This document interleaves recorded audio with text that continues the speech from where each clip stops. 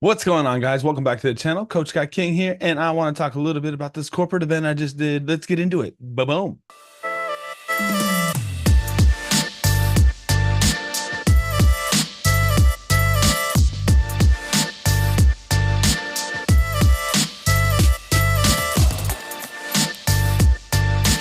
Welcome back to the channel, guys. My name is Scott King. I run a DJ company in Orlando, Florida, djsorlando.com if you want to check out the success of my company. And I also run a coaching business on www.coachscottking.com, where I teach all the mindset and skills that I learned through 2020 up until now from hypnosis, NLP, and internet marketers. And I've had continued success with my business. And if that is something that is interesting to you, if you want to learn more, make sure to go to the website, join the Facebook group. We got a lot of on-demand classes as well. I'll leave some links below. And today, let's talk a little bit about an event I did last night.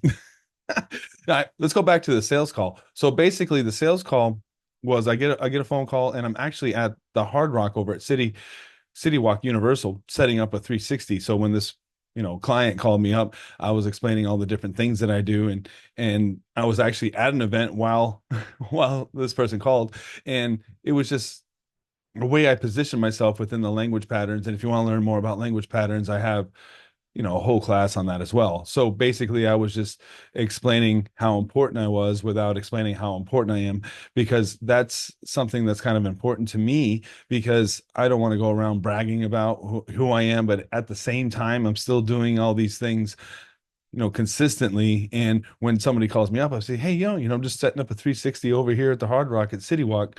And that in itself, sends a message, right? Like, oh, he must be doing things that are pretty big to begin with.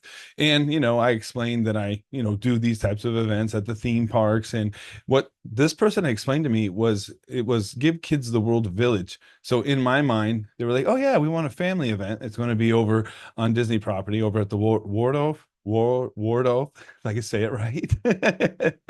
And in my mind, I was like, oh yeah, hula hoops, kid games, do some interaction stuff. I'm like, yeah, I can do all that.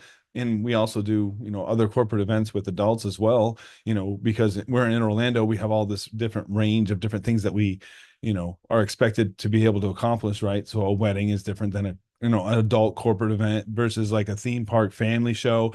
And since I've been in the market for so long, I've done all these types of events on a regular. So it didn't really matter what type of event that they wanted.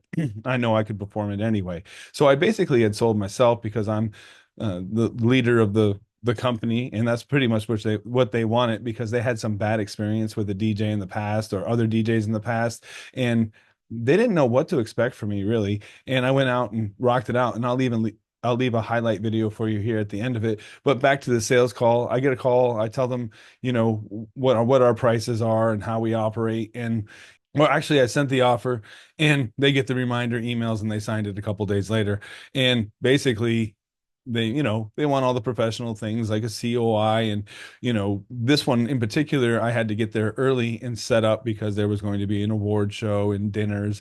And also there was another, like, an auction type thing, where they were taking donations from the vendor, the participants that went to the event. So basically, these were pretty much all high rollers, and that were involved or invested in the organization. And then after they did their dinner and awards, and they did the raffles, whatever else they had going on, and then it was time for the after hour party, which was, corporate events are kind of cool, because they may book you for 3 hours but end up playing like 2 hours, just based on how the show flow goes for what they got going on beforehand, because they had a dinner, dessert, and all these different people on stage presenting different things. And I was able to take some pictures of that. And and as long as you're well, number one, I know the area pretty well, because I've been here forever. When they started naming off hotels, I'm like, yeah, I know how to get to the loading dock and get in there and find the room and get set up. And when I got there, I talked to the AV team, and they were able to hook me into their system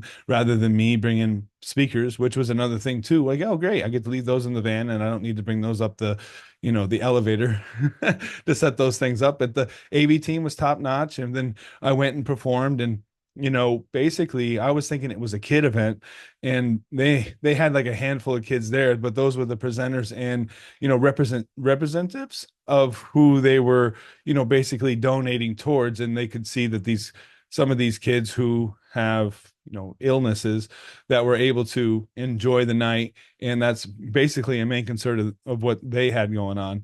So because I do kid events, that was pretty easy for me to rock out, especially when there was like maybe five compared to like a couple hundred adults. So there's a different type of standard when it comes to doing a kid show or a family friendly show, and especially on Disney property, that you don't want songs that allude to certain things. So we have a certain playlist that we use just for that. And if you're interested in finding out more about the type of music that I play for these types of events, go ahead and hit me down below or send me a message. Make sure to follow, like, and subscribe. And I also have another training on different things that I do as well. So basically, I went out, I rocked the event, and you can kind of tell what kind of experience this client has had in the past by the questions they asked. They were like, "Oh yeah, make sure to take requests if it's reasonable, because we had an issue with that in the past." And I was just like, "What is going on?" And I know there's a lot of different DJs out there with egos, and they just do their own thing. And I'm basically out there to help these people have a good time after they just donated. One person donated $10,000, just towards the charity. And these again are high rollers, and we want to make sure that they're taken care of. And even high rollers, easier to deal with when it comes to you know certain types of music, because I had some people that were requesting music that probably shouldn't have been played at that event, and all I had to do was say, well, we're not doing this at this event, but is there something else I can do for you?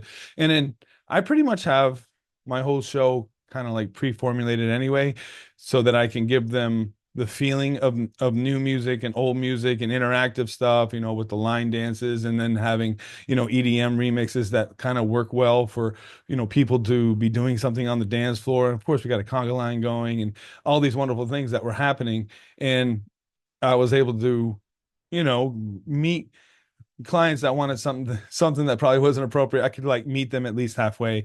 And those 4 or 5 kids did filter out earlier, and they weren't there for like the last 30 minutes or whatever. Maybe I could have got away with a few more things just since the little ears weren't in the room. Yeah, even though I kept it very clean, for the type of function that it was. But anyway, I had an amazing time, and I went in there with hula hoops, and then I found out that everybody in there is dressed up suit and tie. So I was like, oh, I'm so glad I have wardrobe inside the van. And I was able to get, a proper shirt with a tie, and I even put on a jacket to fit in with the rest of what everybody else was wearing. So with that in mind, so happy that the event went really well. I was happy with it, and I have some footage for you to check out. And if you want to learn more about how I was able to book these types of events, how language patterns work, how my systems work for, people to sign contracts and get, the deposit retainer fee and reminders. And, we got to think about it when you're selling people too.